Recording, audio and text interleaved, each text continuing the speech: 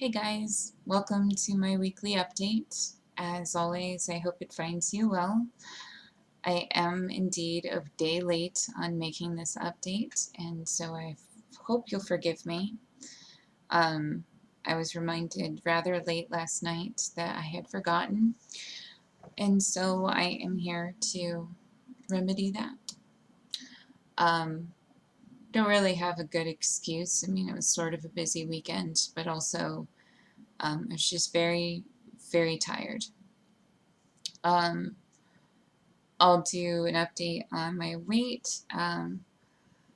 Last week, I lost a rather significant amount of weight, especially for this period of time in my post-op life. I lost approximately 6 pounds. Um, so I went from 283 to 277. Um, I am both happy about that, but also concerned. Mostly because, I am moving towards my year mark and I have approximately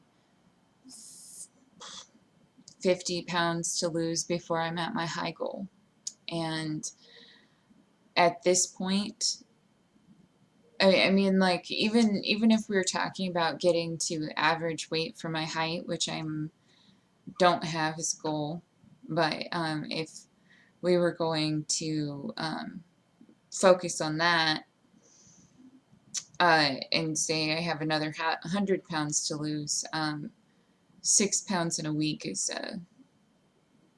very high, and um, usually it's not something you see unless it's like really early in your surgery, post-op life. So um,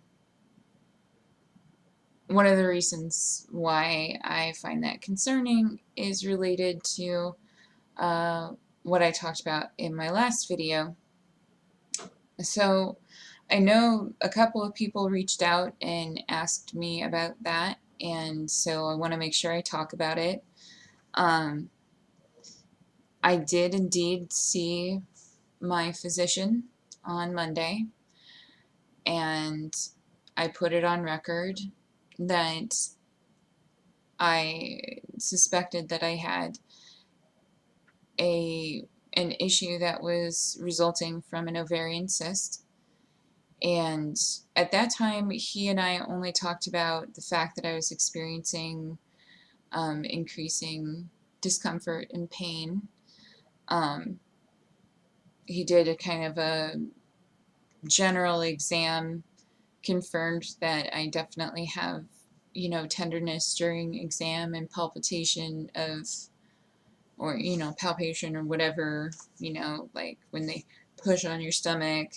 I definitely have tenderness. And so we originally were like, okay, well, let's treat this as if it's intestinal, see how that goes. So,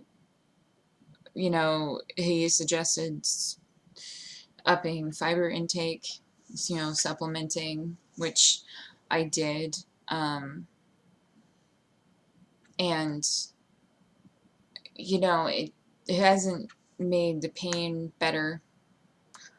Um, so, I struggled more. But he said he didn't know if it was worth going to my specialist yet.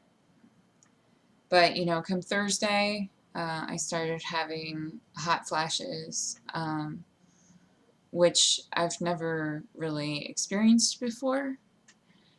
And then, I had to go home early on Friday. And then on Saturday, I started feeling faint a lot if I was standing up. And I thought several times over this past weekend, and this is one of the reasons why the video didn't happen. Like, I kept thinking, maybe I should just go to the hospital. Like, even though it didn't hurt in a way that like made me real scared, I knew that there was something wrong. It didn't feel good. Like there's like if you've had the feeling before, you'll know what I'm talking about. Like it's just like a deep set gut feeling of something's not right. Something needs to be taken care of, and um, so I kept being really tempted to go, and I didn't. Um, I kept making excuses. So uh, ultimately, I made it to this morning. I called my specialist first thing and, told him what's going on. I will not tell you guys everything because it's kind of TMI and it's personal and stuff, but ultimately they came back with a request to do yet another ultrasound, and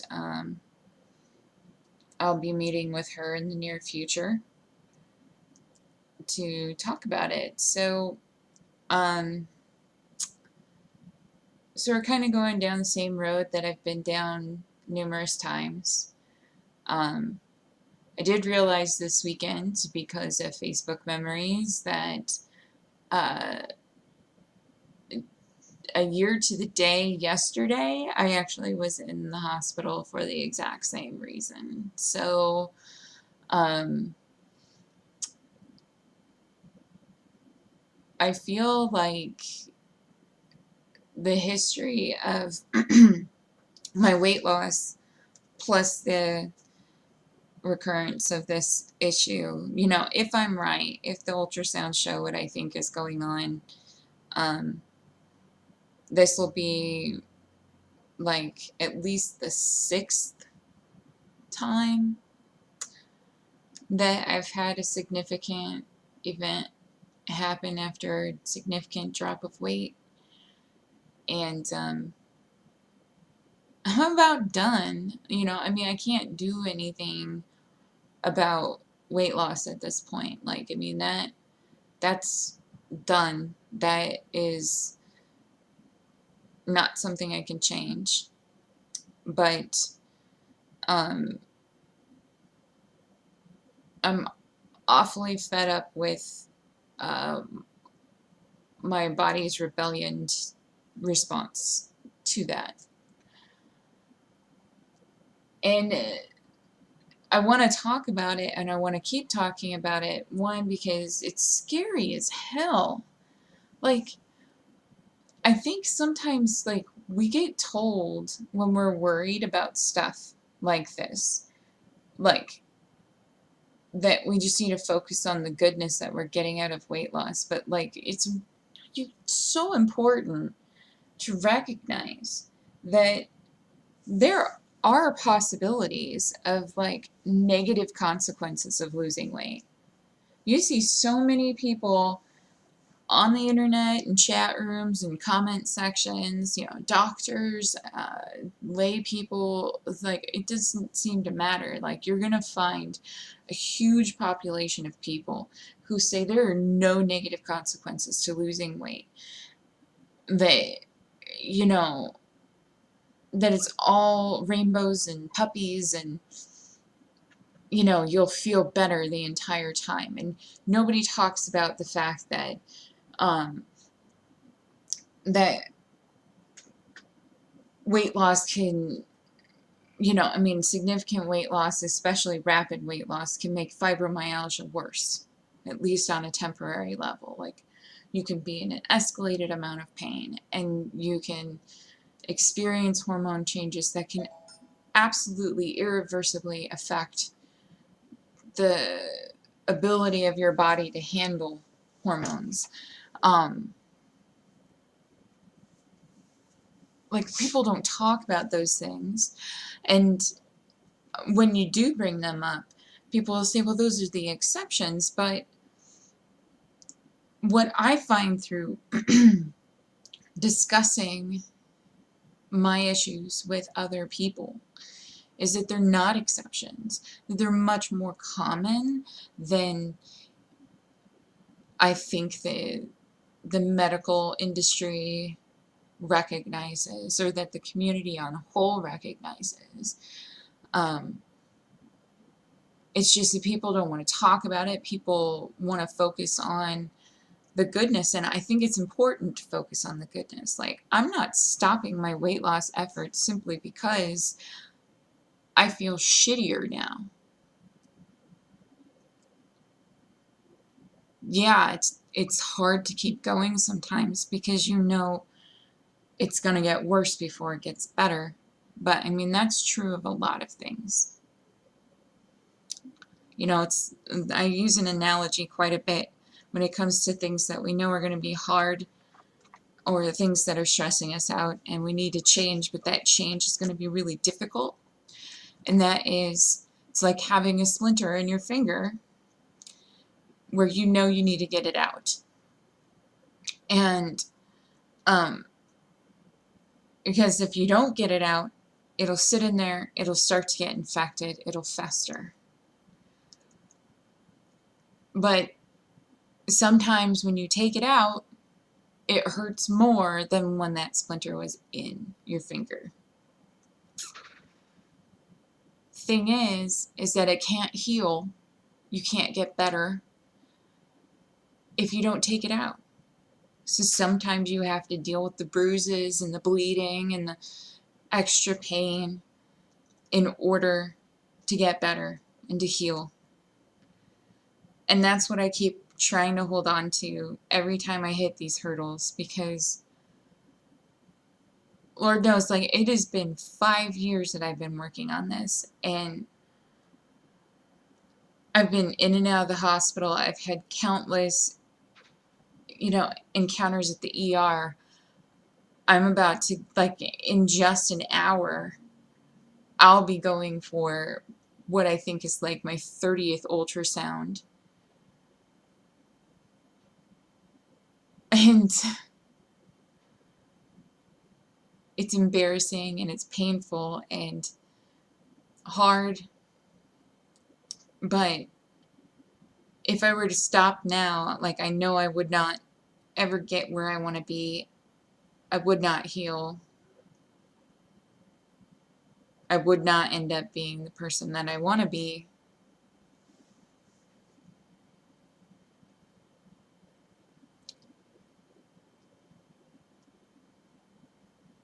So I got to do it.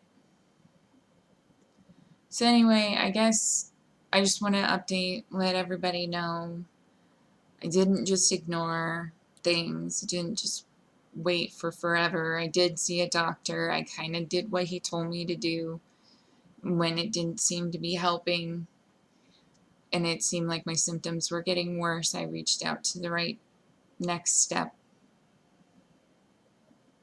And it might be that, the imaging comes back with nothing and it's just another instance of phantom pain and weird symptoms that nobody can explain. But it might also be the next step in my frustrating battle with controlling stuff. But even though it has nothing directly to do with my weight loss, it has everything to do with it. So I'm sharing it as part of my story. So anyway, I'm gonna go because I'm trying to work from home today. Um, I'll update you guys later, and until then, take care of yourselves, be good to someone else, and